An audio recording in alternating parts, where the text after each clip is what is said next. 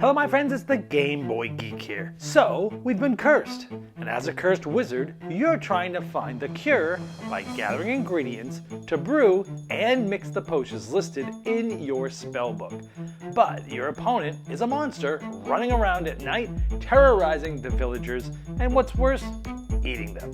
So, You've Been Cursed is a game for 0 to 2 players. Now 2 players can play against one another, or 1 player can compete against a bot in either of the asymmetric roles, or a human can have the 2 bots play one another, which can be ideal for learning the game's mechanisms. Now it's for 30 to 45 minutes to play, and it is for ages 14 and up, and it's published by Ludicreations. And I'll be doing a rule school, which will teach you how to set up and play the game so that you don't have to read the rulebook yourself. So let's get going.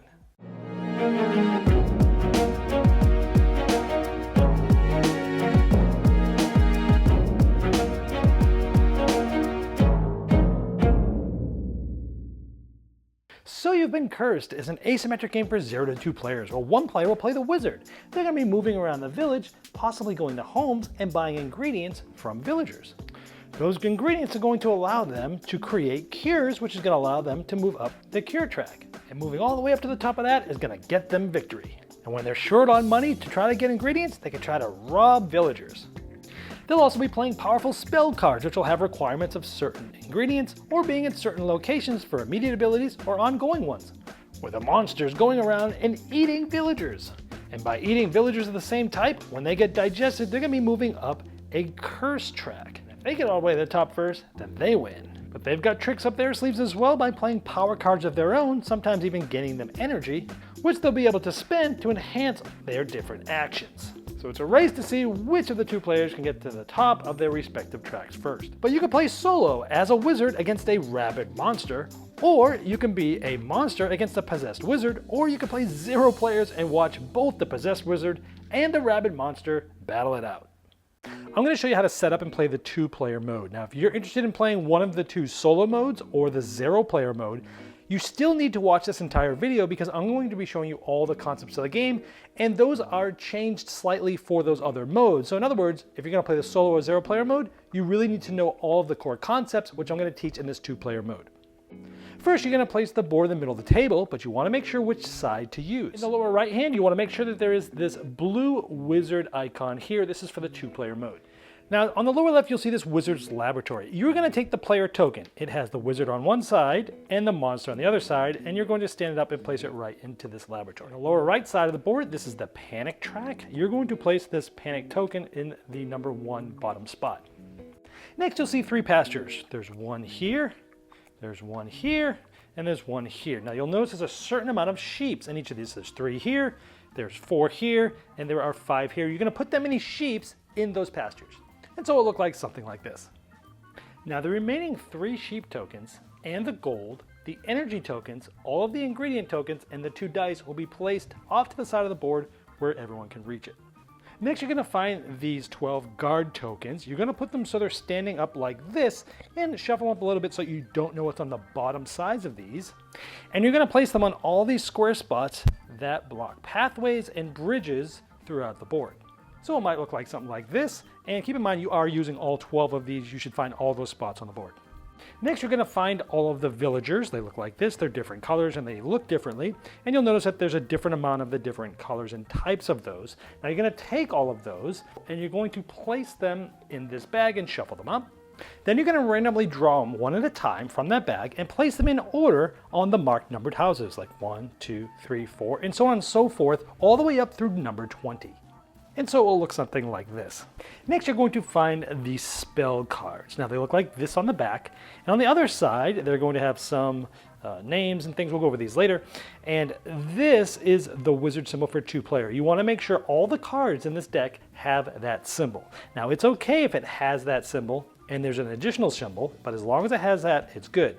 Now for example, this one does not have that symbol, so this one would be removed from the game. So essentially removed any of the cards that don't have that blue wizard symbol on. Then you'll shuffle that deck and you'll place it just to the lower left of the board like this. Now you're going to decide which player is playing the wizard and which player is playing the monster. And if you can't decide, then the older player plays the wizard. Now that player, the wizard player, is going to draw 4 of these cards after they've been shuffled into their hand. They keep them secret from their opponent, but they can see them themselves. Now just above that deck, you're going to place the wizard board. This is just to the left of the main board. And on the lower left, you want to make sure it has the blue wizard icon.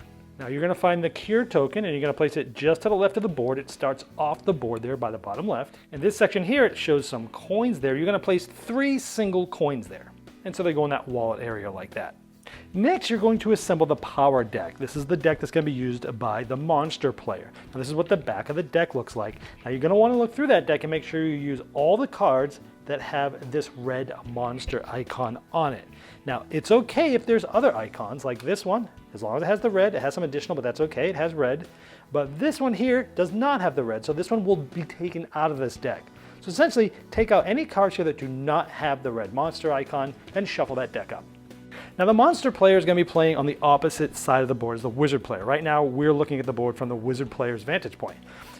That deck is going to go in our vantage point to the upper right here, and it's going to be facing the monster player because they're going to be basically sitting on this side and looking in this direction. So this effectively is the bottom left-hand corner from the monster's vantage point, which again is on the other side of the board looking towards us. You're then going to place this monster board just above that. Now again, you want to make sure it has the monster icon in that corner there. Now that player will place the cursed token right there at the bottom spot on this curse track. Again, this is the bottom because that player is looking at it from this direction. Now here we see the energy area by those eyes, and you're going to place 2 energy tokens there. Now even though with the wizard's vantage point, that board from the monster player is upside down because it's facing the monster player, for the rest of this video, I'm actually going to turn that board so it faces us. Again, normally it's usually 180 degrees facing the monster player, which is the other side, but for the ease of teaching, I'm going to spin that board around so you can easily see things. The object of the game depends on which side you're playing. If you're playing the wizard side, you're going to be trying to move this cure token all the way up to the top spot of the track. If you get there, you'll win. Now, if you're the monster player, you're trying to move this curse token up the curse track, and if you get to the top of that, you win. The game is played over a series of turns, with the wizard player taking the first turn and then alternating between the wizard and the monster player.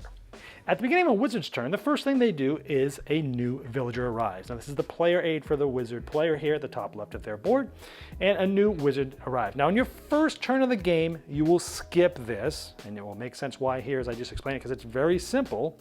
So you'll draw a villager from the bag normally, every turn after the first, then you're going to roll the d20. And you're going to look at that number and try to place the villager there, assuming that there is no villager already in that house. So let's look at number 14. So as you can see here, number 14 is already occupied, that house occupied by this villager. So in this case, you would place that villager that you drew from the bag into an empty spot. Now again, at the beginning of the game, there are no empty spots, so you skip this. But let's say this spot was open, and let's say it was the only spot was open. That's where you would place the villager that you drew. If there are multiple spots that were open, again, it's only the spots that are numbered that have the houses is what you're looking for. If there's an open spot, you get to select where it goes if there's more than one of those. Again, at the beginning of the game, you'll skip this because every house is full of villagers. Next, the wizard is going to take up to 3 actions as shown by this. These are the different actions that you'll be able to take. I'll go over those in just a moment. Now you can take up to these 3 actions. They can be a mix of these actions, or they could be the same action 3 times. It does not matter. And also you can take these actions in any order. So let's go over all these actions. The first one I want to go over is buying ingredients. Now, if you remember, the wizard starts in the laboratory. Now, the board has different districts. If you look at this district, this is sort of a lighter sort of green district, and you'll notice that it goes to different districts as you would be crossing over bridges or paths. For example, this wheat field here is a new district because you're crossing into a new one. This district up here in the upper left is darker green. It is a different district because you're crossing through bridges or paths to get there. So in this case, everything in this section here is considered the same district. And that's important because the wizard can move to any spot within the same district without paying anything. We'll talk about going to different districts in just a moment. So let's say the wizard, again, they can move to anywhere in this district basically without spending anything, but let's say they moved here. Now let's take a look at this. There is a green villager here, and you'll see that there are 2 coins here. So if the wizard moved here and they wanted to buy an ingredient here, it would be a green ingredient because this is a green villager, it's the same color, and it's gonna cost 2 coins. Now the wizard could buy as many of these green ingredients from this location for 2 coins a piece, as much as they can afford. Now remember at the beginning of the game, they had 3 coins. So they're gonna spend their 2 coins, they'll put it back in the supply, and they will take a green ingredient. Now they'll place that ingredient on the bottom of their board, and this shows that you can only have 3 ingredients. If you already have 3, you can discard 1 to replace it with another ingredient that you're buying.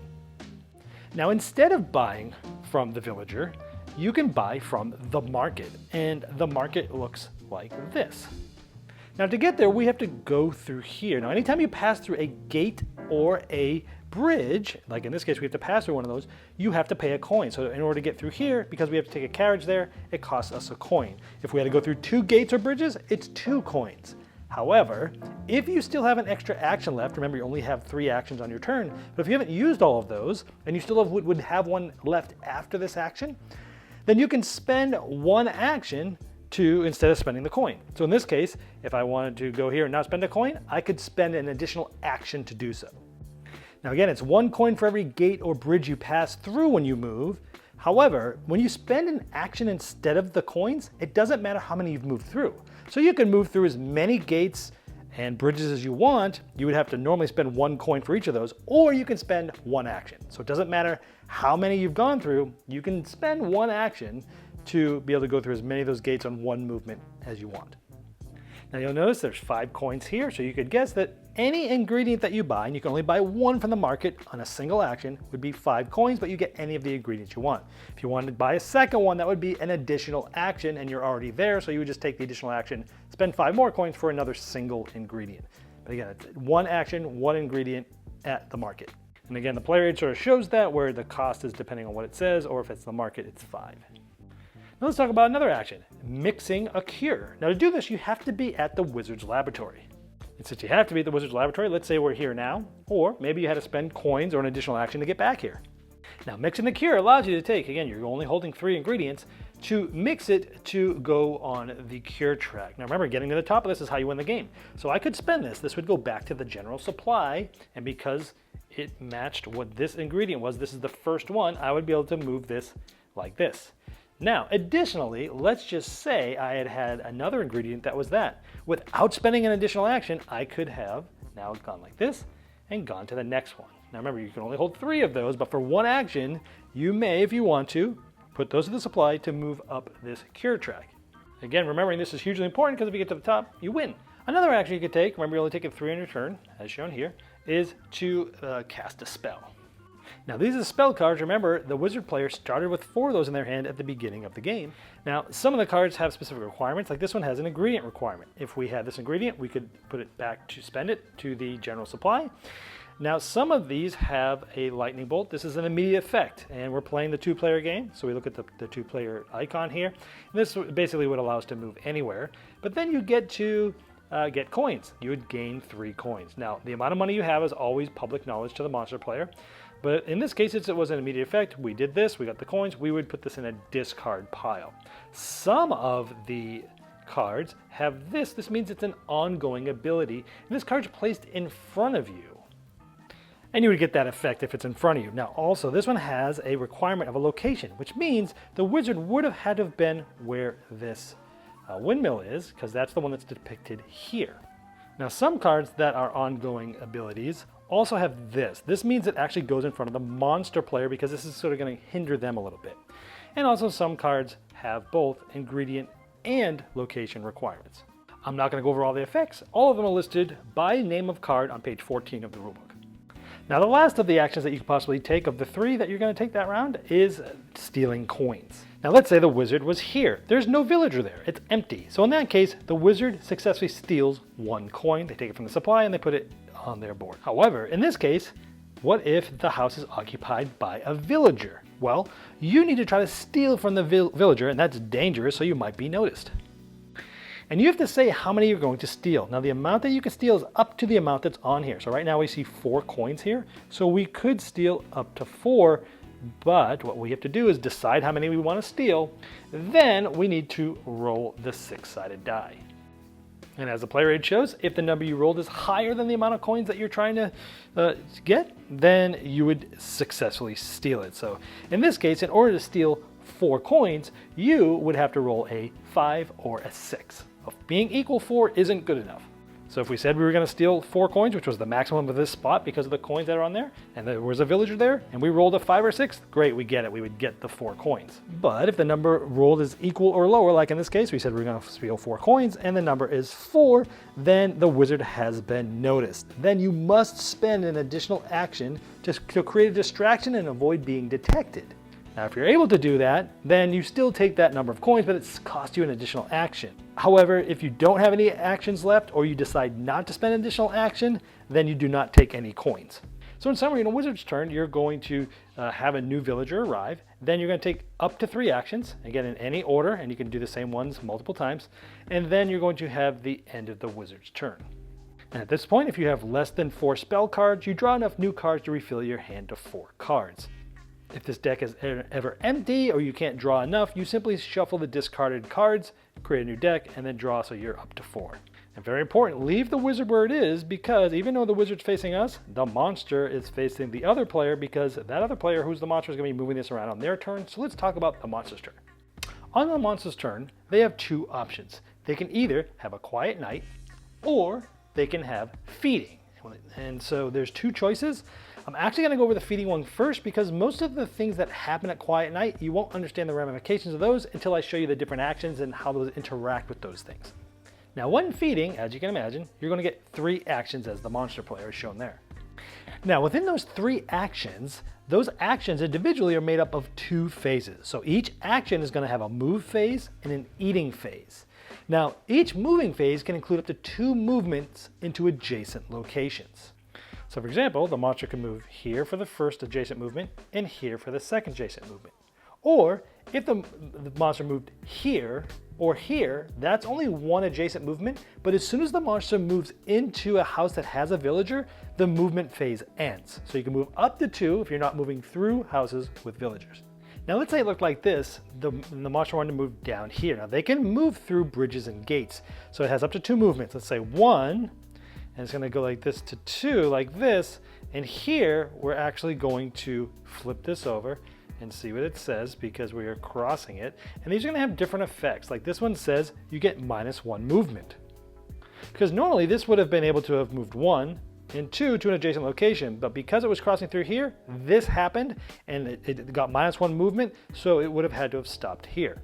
Now keep in mind, these only activate when the monster is going through them, not the wizard. After the effect is resolved, this is just removed from the game. Now some of these effects are just blank, which means there's no effect. Some of them, the monster might have to lose 1 or 2 energy from they have. Another one might affect the panic track, so let's talk about that. Now that had it moved up 1 on the panic track. Now you can see that there's different tiers of these of different colors, like green, yellow, and then orange, and then red at the very top. Now we just saw one way that this increases, and we'll show you a little bit some other ways later, like as when the monster starts eating villagers, the village is panicked. Now as you move into different tiers, different abilities are going to enact. So if it's on any of the yellow spaces, the ingredients cost 1 coin less for the wizard. If it's in the orange section, then you skip the new villager arrive step during the wizard's turn. And if it gets to up here, then in the red section, the wizard has 1 additional action on their turn. Now these are cumulative. So if it's in the red section, even here, all 3 of these things are ongoing. Now we were just talking about the monster going through one of the 3 actions. And again, each action is going to go through the move phase and the eating phase. Let's say the monster moved up to 2 down here. Let's say this guard had no effect, and now we're here. So it went through the move phase, and now it's going to go through the eating phase. Again, every of the 3 actions the monster has goes through both of those phases in that order. Now in this case, it's at a house with a villager, so it can eat this villager. And when it does, it's going to place it in the leftmost open spot in its belly. Now it's going to create energy for the monster. Now depending on the villager, this was a purple one. It's the one that there's the least of, so you're going to gain 3 energy. It shows you whether you're eating the sheep or the villagers, you'll get a certain amount of energy. We'll talk about eating sheep in just a moment. So in this case, the monster is going to gain 3 more energy, and again, they go in this spot here, the bottom right of the board. Now the monster can never have more than 9 energy, and it's always open information as to how many they have. Now what is this energy good for? Well, the monster can spend energy freely during any of its actions in order to enhance them. And it shows you how many energy, 2, 4, or 6, is used or spent back into the general supply for certain aspects. For 2, it's going to be the monster gains additional movement for this action. For 4, the monster can discard an ongoing effect card in front of either them or the wizard player. And the 6 energy is to reduce that panic that we just talked about by 1. Now the monster can spend energy on multiple enhancements during their turn. So, for example, it may spend 4 energy to make 2 additional movements, essentially doing this twice, for example. Now if the monster is starting their space on a house where there's a villager, they may eat that villager for 1 action without moving. Now if the monster is adjacent to a pasture with sheep, they may eat the sheep in the same way they did the villager. Meaning it would go in the leftmost spot of the stomach. In this case, because the sheep, they would gain 1 energy. Now remember, during the feeding actions, you have 3 of these. So you're gonna move up to 2 and then eat, and you're gonna do that 3 times. However, the other aspect is a quiet night, so let's talk about that. You would do that instead of the feeding that we just talked about. The first thing is that the curse track gets reduced by 1. This moves it back down. Now this is bad for the monster because when they get to the top, that's how they win. We'll talk about how you move up that track as the monster in just a moment. The other thing that happens is the panic track goes down 2. So here to here, this ability is no longer active because it's now below that. However, then the monster gets to play a power card. They look like this. Now keep in mind, only the ones from their hand they're able to play. They have 4 in their hand. They can play 1 without paying the cost. Now much like the wizard spell cards, there's icons that say immediate action, and there are some costs. Now again, when doing the Quiet Night, they don't have to worry about these costs. They're just going to get the benefit of that card. Then in this case, because it's an activate immediately, it would get discarded after you get the bonus from here. Normally when a card is played, the monster has to spend costs. Again, in this case, Quiet Night, they don't have to. Like this, they would spend an energy, and this, they would have to have this villager in their stomach at the time they've played this. Sometimes there's ongoing abilities, just like the spell cards, and like this one says, put it in front of the wizard player. Now this means that they need to have this villager in their stomach at the time they played it, and they would have had to have visited this location, the market in this case, sometime previously on this specific turn. Now additionally, there's some other aspects of the power cards. These are a single-use effect, so it's played in front of the monster player who can activate at any time. However, the monster can only have at most 1 single-use effect card in front of them. If they play a second, they must immediately discard the previous one without effect. And much like the spell cards, there's a page in the rulebook, 15 is the page number, where you have all the power cards and what they do. Now the last thing that happens in the Quiet Night is 2 villagers arrive from the bag as spoke about earlier. Now at the end of the monster's turn, the panic and curse tracks will adjust based upon what you see here. Now if you have 0 or 1 villagers that are in your stomach, then the panic decreases by 1. This is showing that you don't have matching villagers. The sheep, they don't affect this at all, but they do get digested here. And by that meaning, they go back in the bag. So in this case, we would put the panic track down 1, and then these would go, and this would go back in the bag, and then the sheep would go back in the supply. However, let's say we had 2 of the same villagers, like this. Well, the panic track would go up 1, and the curse track would go up 1. And again, this is getting to the top is how the monster wins. Or maybe we had 3 villagers of the same type. The panic track would go up 2, and the curse track would go up 2. That's what the monster's really trying to do. Now again, this continues alternating turns until either the monster gets to the top of the curse track and wins, or the wizard wins by being at the top of the cure track. So this is going to be when you're playing a solo game as the wizard against the rabid monster. Now you will still use the blue side of the board. However, you will not be using any of the guards on any of the bridges or pathways. And so you can remove those guards from this game. You can also remove the energy tokens. So I'm going to be showing you what's different with the setup and gameplay with this mode. And so anything that I don't mention is played the same way or set up the same way as in the 2-player game. Now when you're setting up the spell cards for this, you still want to have the blue wizard on there. It has to have a blue wizard. If it does not, you won't be using it just like the 2-player game. However, if it has this in there, which basically is saying don't use this if you're playing with a rabid monster, which is what we're playing with, you'd remove these cards. So anyone that has the rabid monster, the orange rabid monster there with a cross through it, you will remove all of these cards from the spell deck, and then once you're done with that, you'll shuffle them up and place them as normal. When setting up the power deck for the rabid monster, you want to make sure that this orange rabid monster icon is on the card. So in this one's here, that's good. This one is here, it's good. It doesn't matter if this has that, that's fine. As long as it has this, it's good. This one does not have it, so anyone that does not have it, you'll be removing from the game. Shuffle up all the ones that have this icon on it, and make your power deck. And you'll be placing it underneath the monster board, which, by the way, you'll want to make sure it's on the rabid monster side that looks like this. And you'll make sure to also use the rabid monster card deck, shuffle this up, place it face down next to the monster board. Now during your wizard's turn, the new villager arrives the same way, but when it's time for the wizard to take action, you're going to draw 4 cards from that rabid monster deck. Again, it looks like this. Now from those 4 cards, you're going to be selecting 3 of these actions. You get to determine the order. These actions are the same icons as the normal actions in the 2-player mode, so you already know how to do all those. But when you select one, you'll take the card, you'll do that action, and then you'll place that card next to the monster board. So for example, let's say you did this action, then this one, then this one, then it's in that same order because this is going to affect the rabid monster's turn just a bit. And the end of the wizard's turn works the same way as the 2-player mode. Now when it's the rabid monster's turn, they are going to draw a power card. They are not going to need to do anything with the requirements. They don't have to pay anything, but they will do the effect of this card.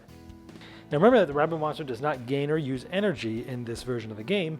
Now its first action is going to try to eat the villager. That's the first card that you played the action on. So the rabid monster is going to try to eat this villager, for example. Now if at least one such villager, it's this yellow one, here's the monster, is at a distance of at most 2 roads away, so like 1, 2, so it is at most 2 roads away, then the monster will move there and they will eat this villager.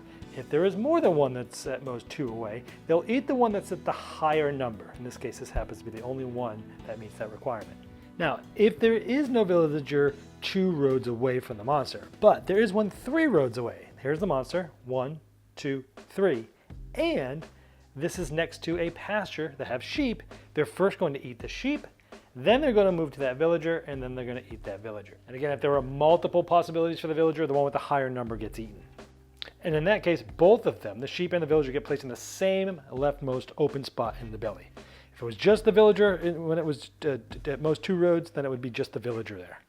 If none of those are possible, they skip this and they just move to the next one. They do the same thing for this one, and then they do the same thing for that one. The monster would also stop eating if they ate at least 3 villagers and or sheep as well.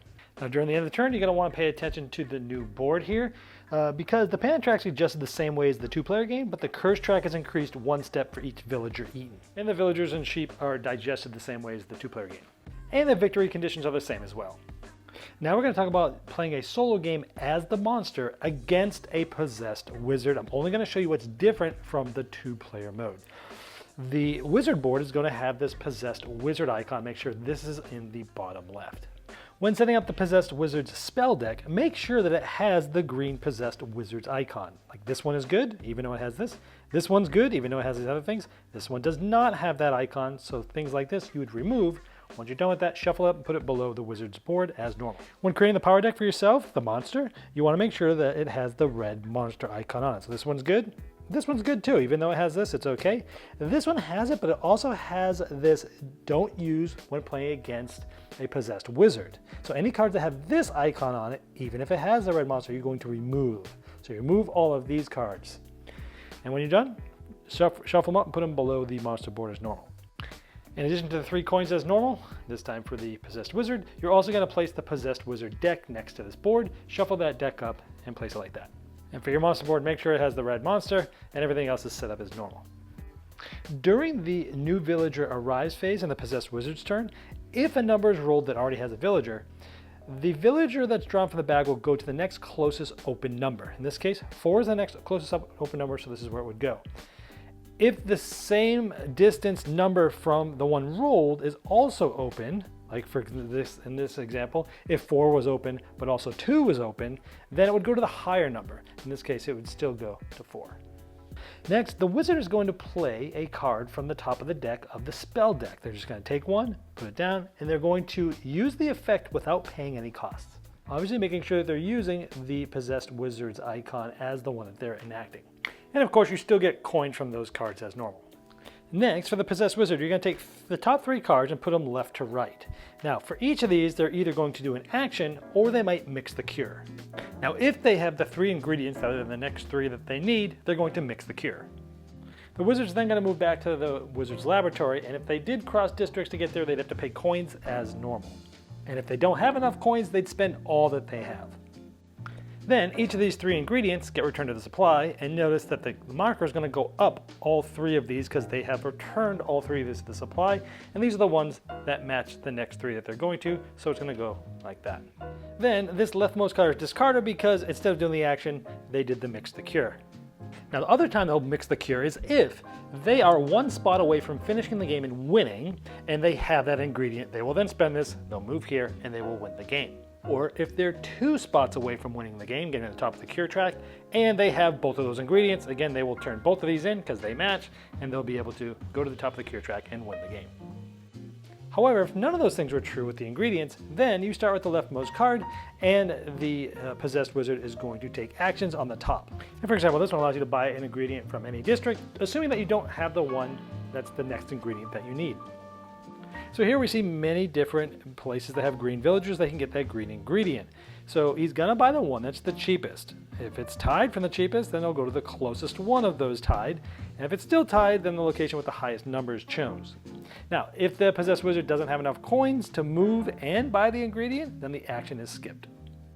Now instead, if the buy ingredient card looks like this, then it's showing that it is from the current district, and assuming they don't hold the next ingredient, they'll buy it from the same current district that the wizard currently is. They'll simply move to the spot where that villager is of that ingredient type, and if it's tied, same tiebreaker as before, cheapest, then distance, then highest number. But if the card looked like this, then this is showing it's going to an adjacent district. Again, always assuming that they don't already hold the next ingredient needed.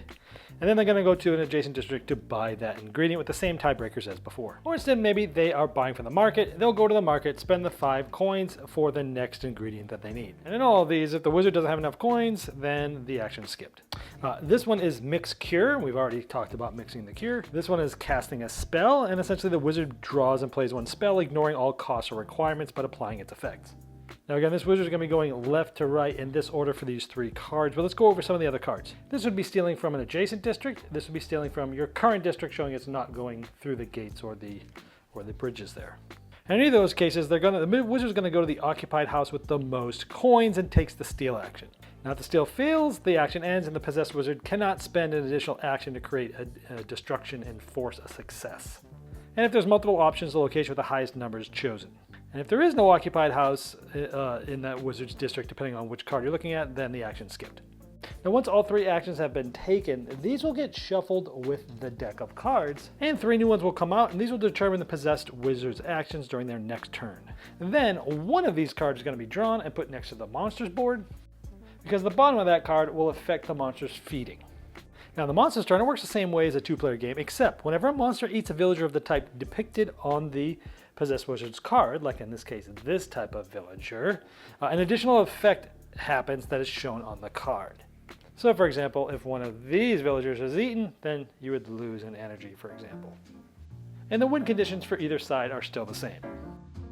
Now to watch the 0-player mode, that's basically going to be the Possessed Wizard versus the Rabid Monster, what you'll do is you'll just go back to the previous sections where I taught the solo games and essentially use the same setup for the Possessed Wizard for the wizard and the same setup for the Rabid Monster for the monster. Now the Possessed Wizard's turns work the same way as I described the Possessed Wizard's turns a little bit earlier when you were the monster playing against it. Now the monster's turn works the same way as when I was teaching the Rabid Monster's turn when it was the bot. However, with one difference is that in this case, since it's playing against the Possessed Wizard, one of the Possessed Wizard cards will come over here, and if the monster eats this type of village, this type of effect will happen. Other than that, it's the same with the same win conditions. Well, I hope this helped you dive right into So You've Been Cursed faster than you normally would if you had to read the rulebook yourself.